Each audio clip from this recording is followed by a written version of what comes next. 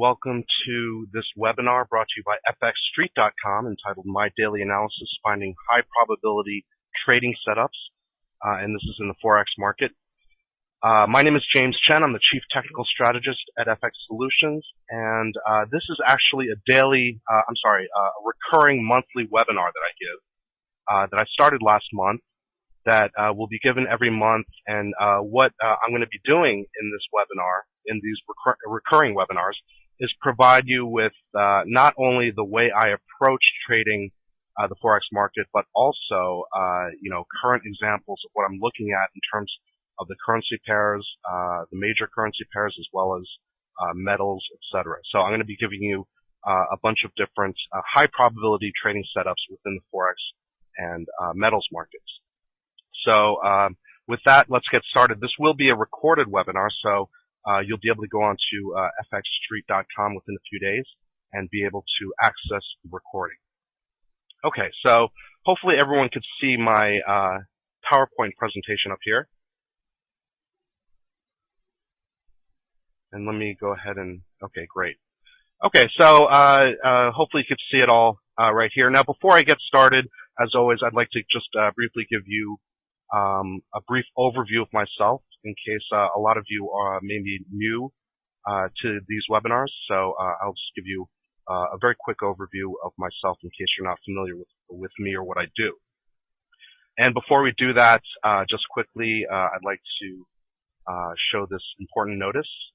And we are regulated by the National Futures Association in the U.S. and are required to give this type of a notice.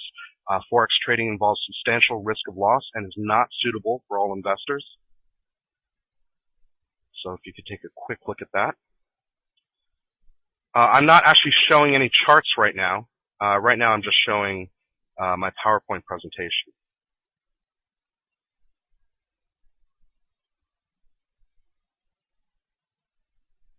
Okay, so briefly about me, and hopefully you're able to see me advance the slides. If not, please let me know.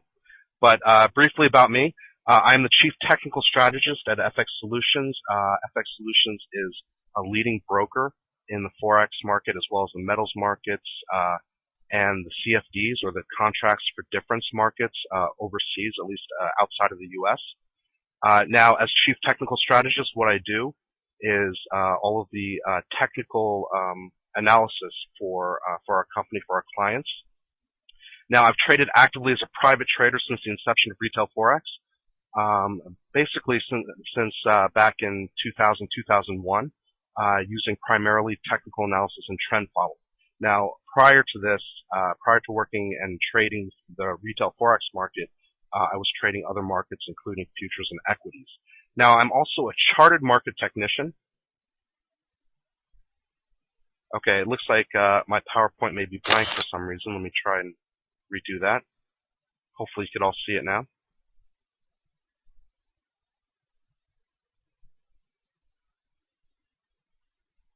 Okay, great. Okay, so just to continue, I'm also a chartered market technician, which is a designation for market analysts or technical analysts in the U.S. and globally. I'm also registered with the National Futures Association as a commodity trading advisor, or a CTA. Now, I publish daily and intraday analysis, including my chart of the day, which you could find on FXSolutions.com, as well as FXStreet.com and many other different websites. I have a Forex analysis and education blog at fxpath.fxstreet.com. So any updated announcements, any little technical strategies or analysis you'll find on my blog at fxstreet.com. Also, I've authored numerous articles in, for example, Forbes.com, Futures Magazine, Technical Analysis of Stocks and Commodities Magazine, SFO, etc. So you could see my articles on a regular basis in those magazines and others. I'm also quoted on a regular basis by Reuters News, Dow Jones, Associated Press, or AP, and the International Herald Tribune. Now, I'm also the author of a book that came out last year called Essentials of Foreign Exchange Trading.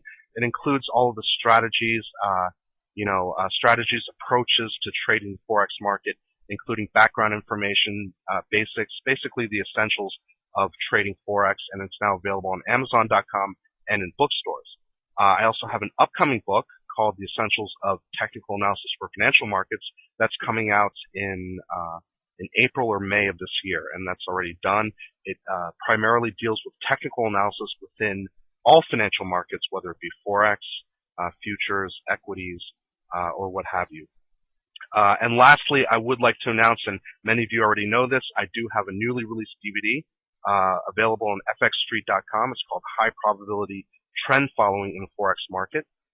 And it's a 2 DVD set. It's got a lot of information there, all on trend following, taking the trend following approach to trading the Forex market. And again, it is available only on fxstreet.com. Okay, so that's very briefly about me. Now I'm going to advance the slide and let's see if you could all see it. If you could see the next slide, which is primary trading principles, that would be great. Okay, good. So primary trading principles, and many of you have heard this before in my last webinar last month regarding my analysis, but for those of you who have not, I'm going to quickly go through all of it just so you know exactly how I approach trading the Forex market as well as other markets. My primary trading principles include trend, which is first and foremost. Number 2, support and resistance, and that includes both horizontal support and resistance as well as dynamic support and resistance in the form of uptrends and downtrends. I also rely heavily upon consolidation breakouts. That's breakouts of retracements or consolidations within a trend. I rely very heavily on this, and you can see this on my chart of the day and any of my analysis that I put out. Also, I also rely heavily upon confluence, which is a coming together or a combination of 2 or more technical factors that help you decide to take a position or not to take a position. So I'll talk about that in a second. I also talk a lot about multiple time frames, which I use on a daily basis. I look at different types of time frames, different lengths and periods to see, primarily to see what the trend is, and then to drill down and look for possible entry and exit opportunities on the smaller time frames. That's one of my key principles. Also, what I do, and you'll see this in all of my analysis, is price targeting using support and resistance. I will often have price targets there. That's not to say I will only get out at a price target. That's just to say that I have an initial price target when I get into a position, and then what I will use in many cases is the principle of locking in gains. So I won't necessarily say I'm going to get out at this support level or this resistance level. What I will do, though, is I will have that initial target, and then I'll lock in gains as the position moves in my favor. And then, of course, very, very importantly, risk management. So initial risk management, when you first get into a position, that has to be that's extremely important, and you have to take care of that. But not only initially, but on an ongoing basis, you're going to need to really pay attention to risk management if you want to be successful, if you want to be able to target consistent profitability in the Forex market or in any market. So I'll talk briefly about those right now. Now, the first principle that I talk about, trend, and I always say this, and many of you have been here before, I apologize for repeating, but trend is extremely important. You take the path of least resistance. That's not to say that counter trend traders are trading a lower probability or a low probability type of approach, but in terms of whether you're a beginner or intermediate or advanced or what have you in the Forex market or in any market, you really want to be able to look at the trend and take the path of least resistance. And I'll show this to you live on my charts in a second. Now, avoid trading against a strong trend, and that goes without saying. Wherever possible, trade with a strong trend. So that's the other side of the coin. Avoid trading against a strong trend while trading with, wherever possible, with the strong trend. Okay, if the trend is not really defined, then you can decide whether to trade from a range trading basis or from a counter trend basis. But if there is a strong trend, preferably you're going to go with the trend. Now, trade consolidation breakouts or retracements, corrections, breakouts of retracements and corrections in the direction of the trend. Very important principle. I'll show you this on my charts. Okay, so that's trend. Now, and if you can't see me advance my slides, please let me know. Now, support and resistance, also extremely important. I am a technical analyst, and what I believe and are the primary principles of technical analysis are: number one, trend; number two, support and resistance. And this is whether you're talking about entries or exits into a market. So, trend and support and resistance are really the heart and soul of technical analysis. Now, support and resistance. You use support and resistance both horizontal and as, in a dynamic trend line as entry zones. Okay, you can use them as entry zones. You could use bounces or breakouts of this support and resistance in this capacity. Now, if you're not familiar with support and resistance is, support is a floor, can be thought of as a floor. Resistance can be thought of as a ceiling. And the way I use support and resistance most often is in this manner. So horizontal support is a floor, and horizontal resistance is a ceiling. And I'm looking for breakouts or bounces off of support and resistance. Okay. Now, when you break out or when you bounce off support and resistance, what you're often going to want to do is add entry filters, and I'll talk about that in a second. When you enter into any bounce or breakout of support or resistance, you're not going to, first of all, you're not going to try to forecast the breakout. Let's say there's a possible breakout of resistance. You're not going to try to forecast it and try to go long on a potential breakout of resistance, because that's just that just doesn't work. What you're going to want to do is wait for that bounce or breakout to occur, and then use an entry filter. For example, you could use a close of the bar and then a certain movement beyond the close bar, or you could use a certain number of pips beyond a breakout or a bounce to get in. So those are entry filters, and I use them whenever possible. Now, horizontal support and resistance, just what I talked about before, ceilings and floors, they can be prior market turns where the market or price turned in the past. So let's say at a certain level, the market turned up, and it was a very major turn. Then I could talk about that as a possible support level.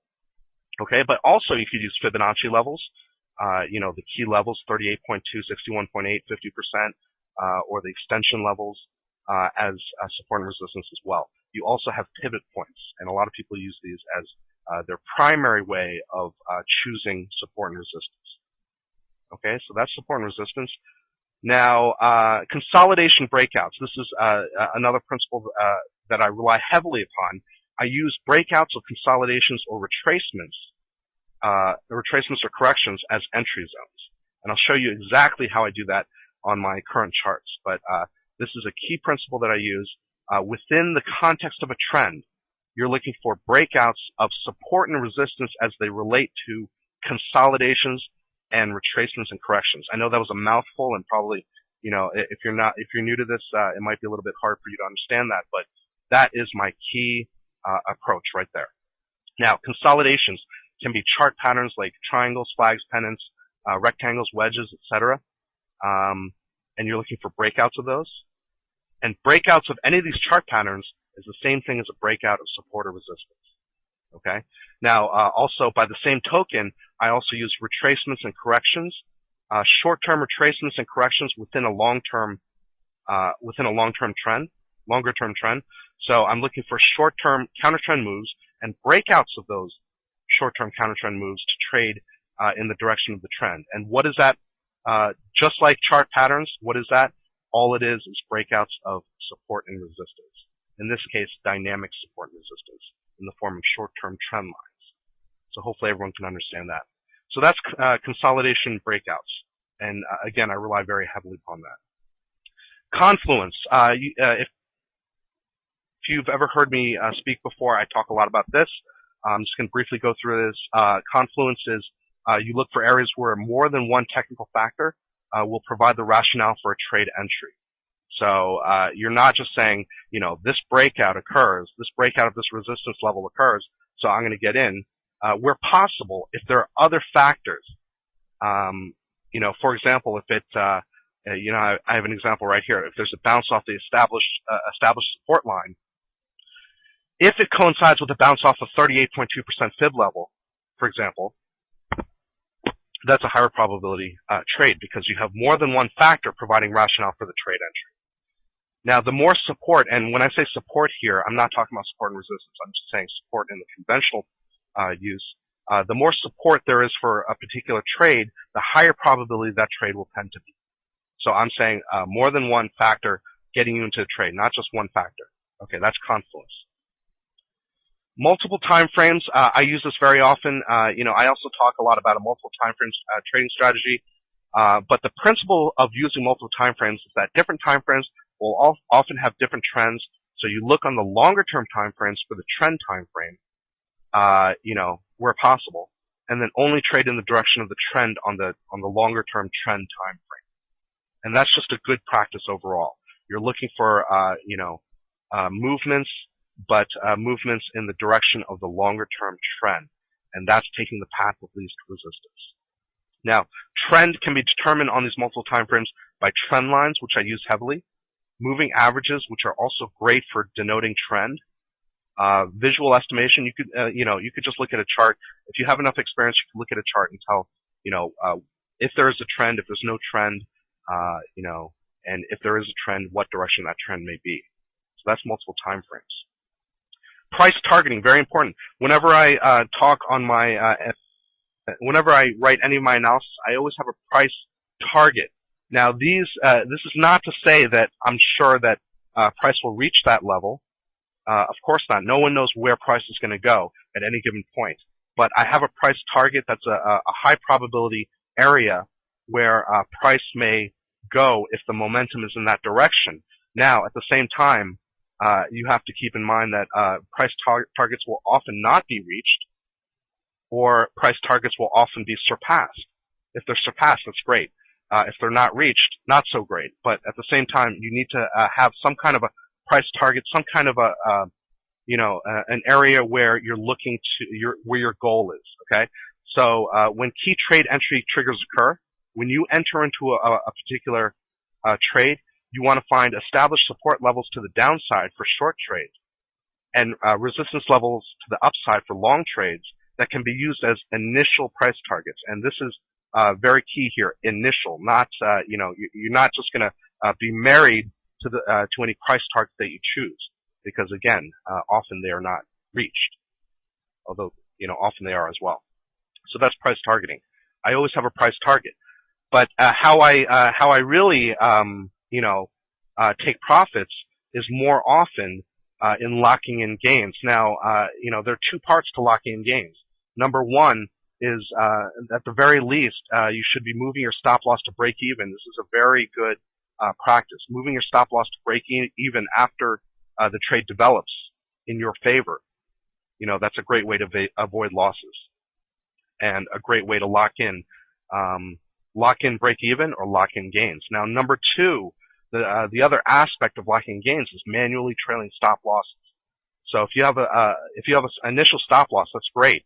But after you move your stop loss to break even, what you're preferably going to want to do, if the trend continues to go in your favor, is to lock in further gains by manually moving your stop loss to certain technical levels. And I'll talk about that if I have time in a minute.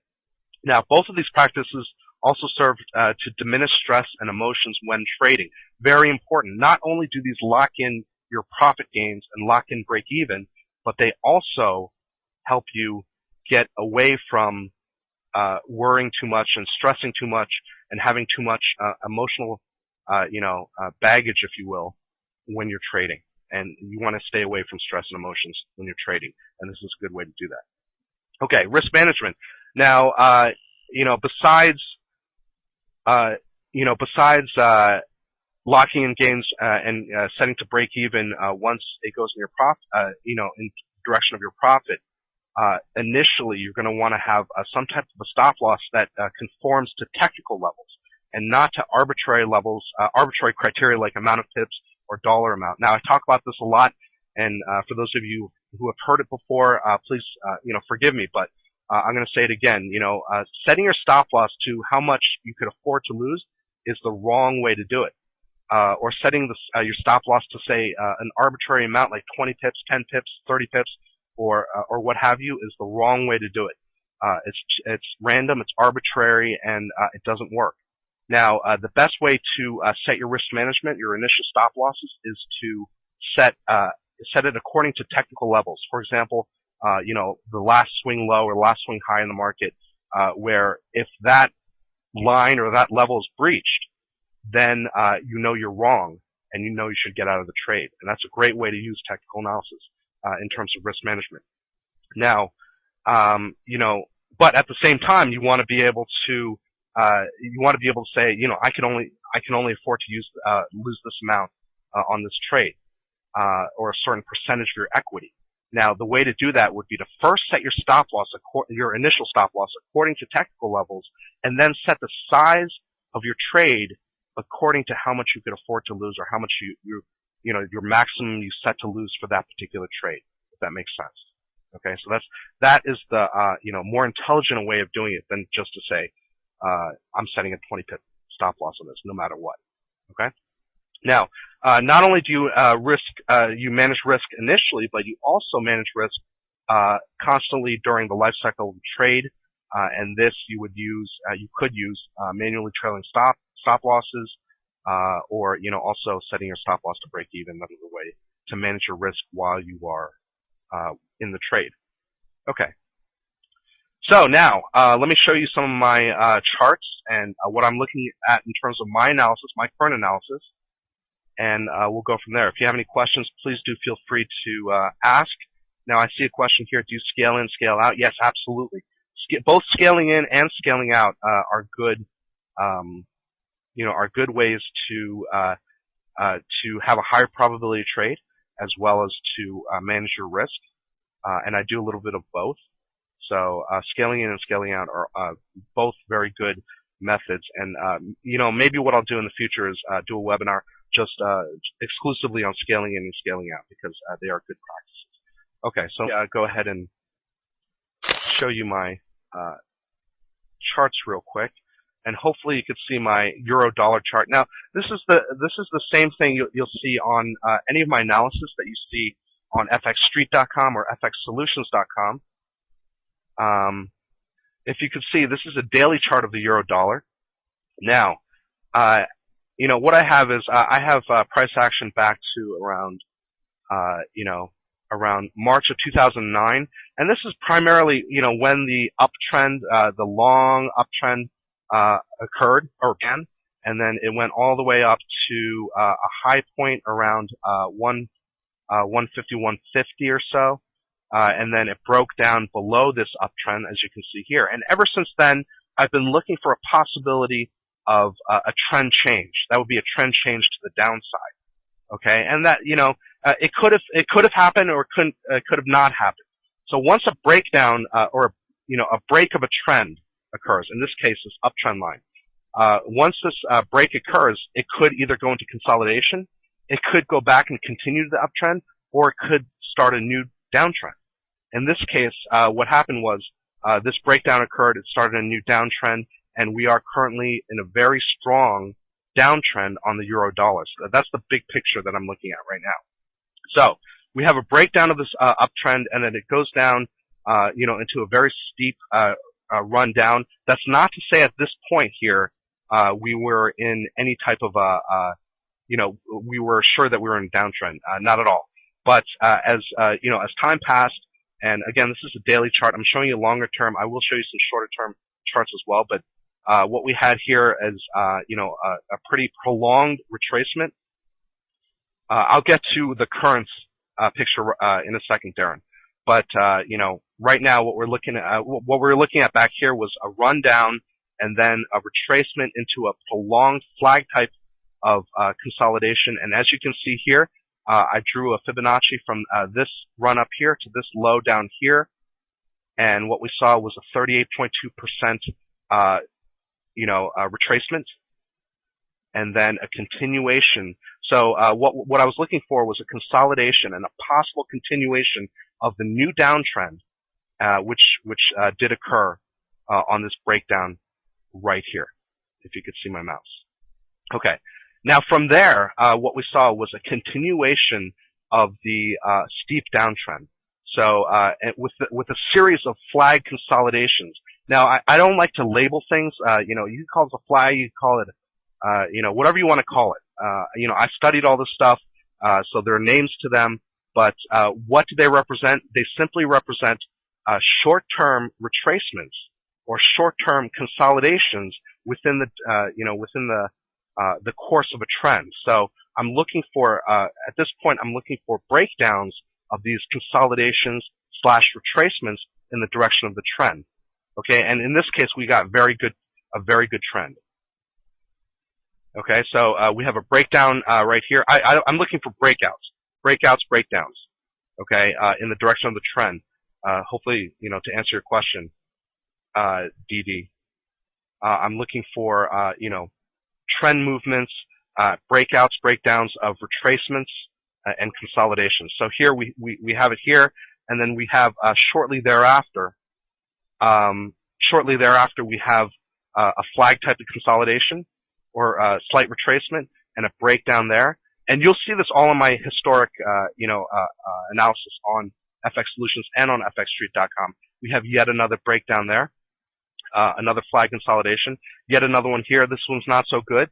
We had a retracement back up to the very strong 138 support resistance level, but then a move back down. I am bearish. I continue to be bearish on euro dollar. Okay, the next strong, from a longer term perspective, the next strong.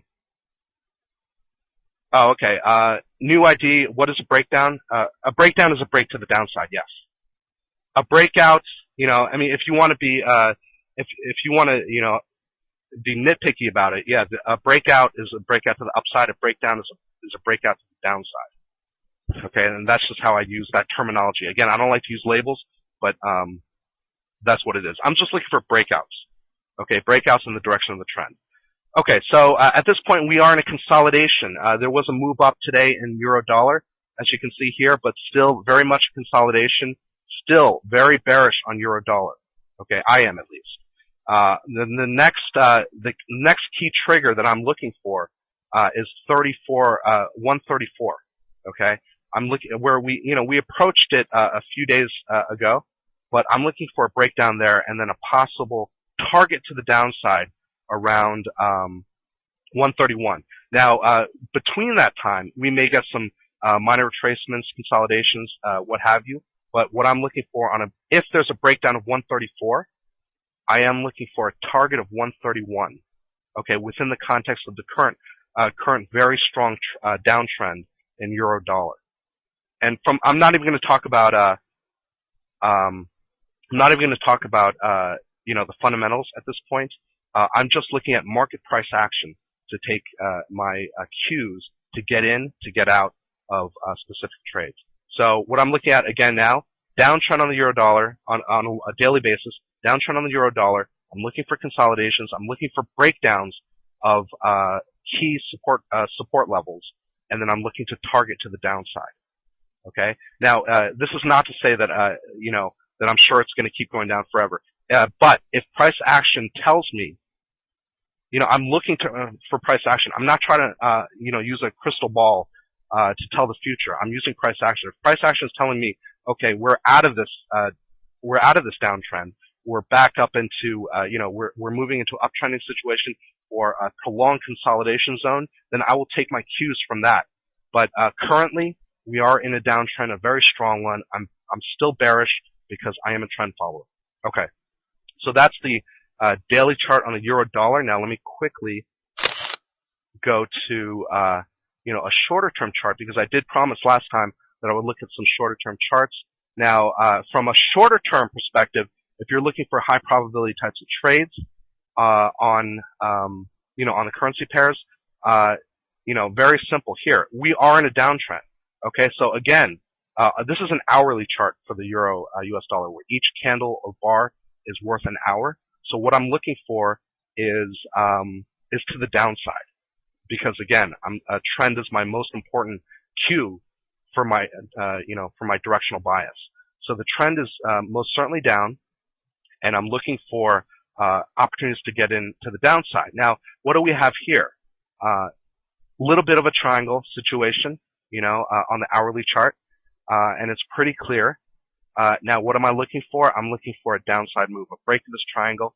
And if you could see this yellow line down here, this is a possibility for a price target around 134.50 if there's a breakdown of this triangle. So I'm just looking for a short move. If I'm looking at a 60-minute chart, I'm looking for a short move, a possibility to get some pips on a down move with momentum in the direction of the trend.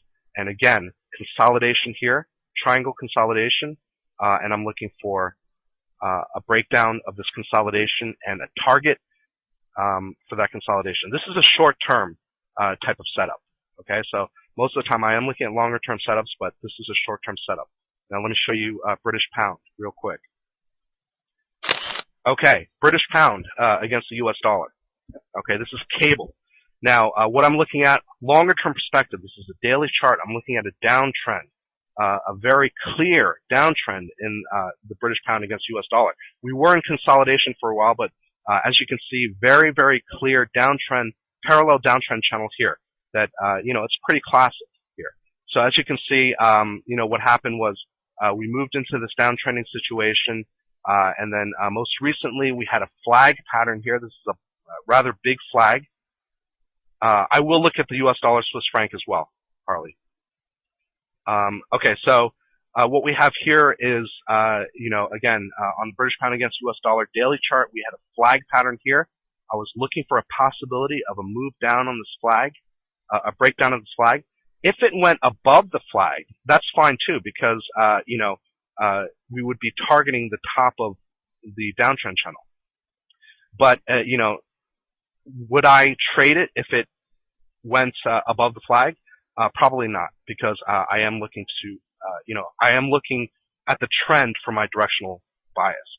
So what I was looking for was a breakdown of this consolidation, this slight retracement in price. And it did break down, and it broke down to the downside. And on the British pound against US dollar, if you looked at my prior analysis on FX Solutions or FXStreet.com, you'll see that my target was right at 153.50, and it went down and hit it right there on 153.50. Actually 153.45 it hit. Now, that may be just luck. It probably is. And I'm not saying I'm smart or anything, but that was my target because it was a strong prior support zone, and that was a good convenient target. It actually did hit, maybe coincidence, but it did hit. Now, what happened after that, within the context of this downtrend, I'm looking for, the bottom of this flag as resistance after the breakdown. The bottom of this flag is resistance, and it did respect resistance. It poked up a little bit above it, but but that's what I was looking at. And I am still very bearish as well on British pound against US dollar. Although we've hit the bottom of this downtrend channel, I am still bearish on British pound against US dollar. I'm looking for a breakdown below this level, which is, let me see, which is this last low, which is around 153.50. I'm sorry, 153.45, 153.50. A breakdown of that would confirm a continuation of the downtrend, of a strong downtrend, and I'm looking to possibly, if it does that, if there's a strong breakdown of 153.50, possible target of 150, a good psychological target. Of course, I'm not going to wait for that to get out of any trade that I'm in, but that's a possible target to the downside. Okay, so that's cable. Okay, happy man. This is a daily chart of British pound against US dollar. In case you just joined us, this is a daily chart of the British pound against US dollar, and I'm going to show you real quick. Wait, let me just do this again. Okay, this is a 60-minute chart of the British pound against US dollar. This is what I'm looking at right now. On a shorter term basis, now we do have a consolidation here. As you can see, hopefully you can all see my hourly chart, 60-minute chart of the British pound against US dollar. I just showed you a daily chart of the British pound against US dollar with my directional bias being down. Now here, if you want to look for a shorter term trade, then you could look at this move, this established support here on this consolidation. Now, what's the direction of the trend on British pound against US dollar? It's decidedly down. So on the 60-minute chart, I'm looking for short-term trades. I'm also looking for bearish, possible potential bearish trades. So on a breakdown of this consolidation, possibly targeting 153.50 once again here. Okay? Possibly. That's a short-term trade. It's an hourly chart. A lot of you are using 5-minute, 15-minute charts. That's fine too. You could find the same types of opportunities. But I prefer the longer-term charts. But I will also go down to the 1-hour charts, sometimes the 30-minute charts. But that's about it. That's about the shortest time frame that I look at. Because beyond that, I think there's too much noise in the market. Okay, so that's the 60-minute chart of the British pound against US dollar. Let me show you something very interesting on the dollar yen. Okay, so hopefully you can see my dollar yen chart. This is a daily chart of the dollar yen. Now, what are we looking at here? We're looking at a very well-defined downtrend channel on the US dollar against the Japanese yen. As you can see, many touches on the top of the top border of the parallel trend channel. Now, what happened just a few days ago on the 19th? We hit that, we hit around 92, a 92 high. What was that? That was the top of the channel once again. So, very, very valid downtrend channel. This doesn't always happen on dollar yen, but very, very valid downtrend channel on the dollar yen. And we are also decidedly in a downtrend, still in a downtrend on the dollar yen, especially since this upper border of this parallel downtrend channel was so well respected right there. I mean, that's dynamic resistance 101 right there for you. Okay, fourth touch of this downtrend line, and then a move down. Now, what was I looking for? If you look at my analysis a few days back, I was looking for a possible breakdown. If that downtrend line was respected, which it was, I was looking for a possible breakdown of the short-term uptrend line within the context of the downtrend. Okay, and that has occurred. So that's a possibility for getting into a potential short trade. And where might your target be? Possibly around here, the last low, which is around 88.50. Okay, that's your initial price target, but of course you could always lock in your gains if you if you get into this type of a short. The yellow lines, Robert, are a great question. Yellow lines are my support and resistance levels, possible levels where there were there were turns in the past, and potential turns or breakouts in the future. Those are my horizontal support and resistance lines. Those are my yellow lines. The red lines are downtrend lines. The green lines are uptrend lines. The white ones are chart patterns. Okay, so uptrend, short-term uptrend line here, break to the downside after this respect of this downtrend line up here. This is a very good chart right here. So again, looking for the target around 88.50, initial target around 88.50, and that's what I am looking for right now.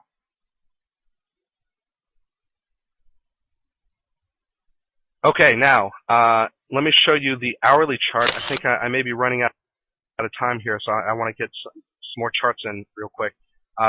This is the hourly chart of the dollar yen. I just showed you a daily chart of the dollar yen.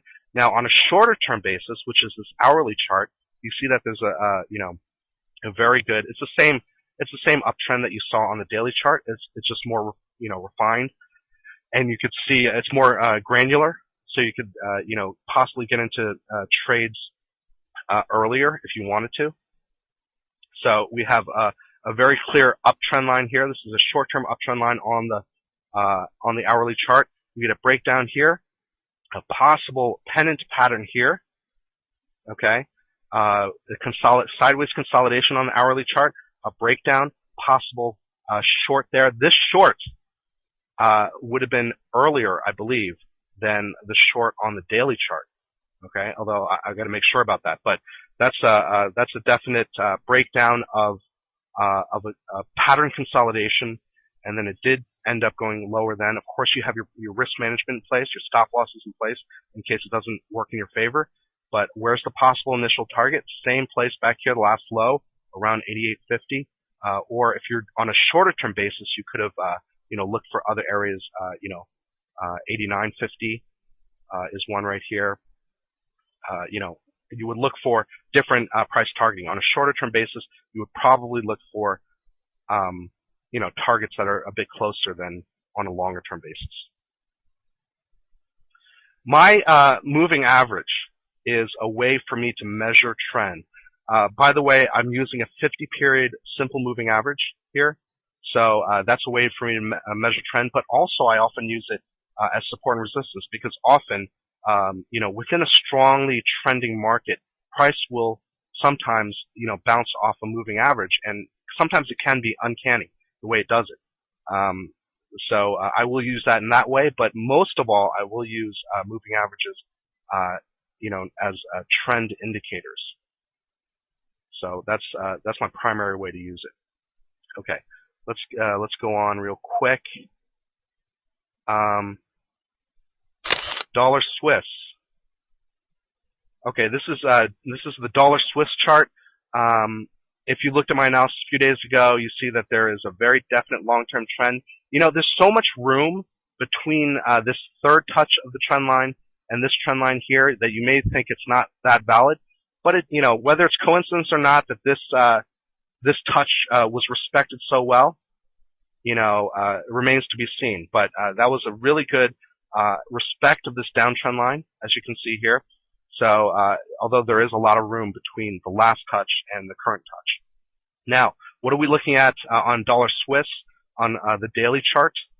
I'm looking at very much the same type of thing as on the euro dollar, except in an inverted way. So we have a new uptrending situation on the dollar Swiss, much like we have a new downtrending situation on the euro dollar.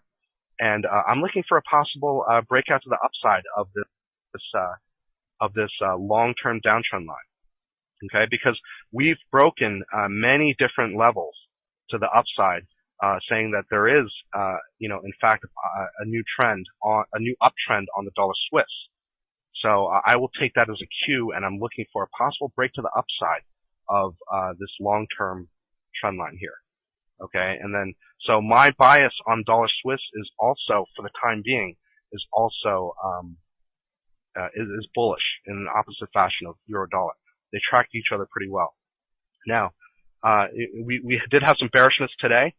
I'm looking for support around 106 down here, but if I'm looking for a breakout with momentum, at least we're looking at upside target around 110 area, and then if there's more upside momentum, then I'm looking further up around 112.50. So that's my bias right now on dollar Swiss. Okay. Okay. Actually, I have a bunch of other charts to show you, but I think I've run out of time here. So let me just show you this real quick. I will be, again, this is a recurring webinar. I will be showing you more, long-term and short-term charts next month on fxstreet.com. And for any additional questions, regarding this presentation, please feel free to contact me by email. That's my email address right there, jchen@fxsol.com. You can check out my chart of the day at fxsolutions.com, as well as my blog at fxpath.fxstreet.com. And take a look at my, FX Street DVD set, High Probability Trend Following the Forex Market, available on fxstreet.com. It really gives you a lot of detailed information on my approach to trading the Forex markets. And also, you can take a look at my book, Essentials of Foreign Exchange Trading. And I'd like to thank everyone for their time today, and I'll see you next month with another webinar. Thank you very much.